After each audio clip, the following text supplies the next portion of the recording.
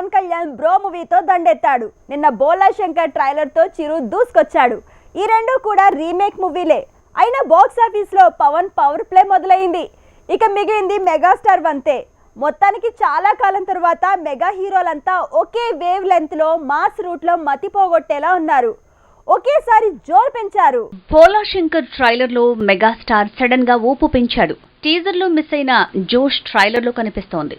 Remake మూవీనే అయినా కిక్కిచ్చే range లో మార్పులతో సీన్ మారుతోంది. పవర్ స్టార్ మెగాస్టార్ ఒకే సీజన్ లో సందడి చేయటం మారదు. బ్రోతో పవన్ బాక్సాఫీస్ ని టార్గెట్ చేస్తే ఆఫ్టర్ 2 వీక్స్ మెగా సందడి అనేస్తున్నారు చిరు. అలా బోలా శంకర్ గా మారి శంకర్ దాదా ఎంబీబీఎస్ ఫార్ములాని వాడుతున్నాడు.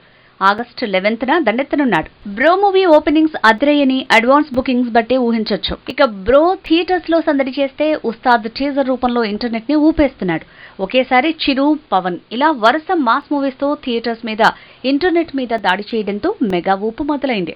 ఉస్తాద్ భగత్ సింగ్ గ్లిమ్స్ వచ్చాక ఓజీ అప్డేట్లతో ఫ్యాన్స్ పండుగ చేసుకున్నారు. ఇంతలో బ్రో రిలీజ్ అయింది. 2 వారాల తర్వాత చిరు మూవీ బోలా శంకర్ రాబోతోంది.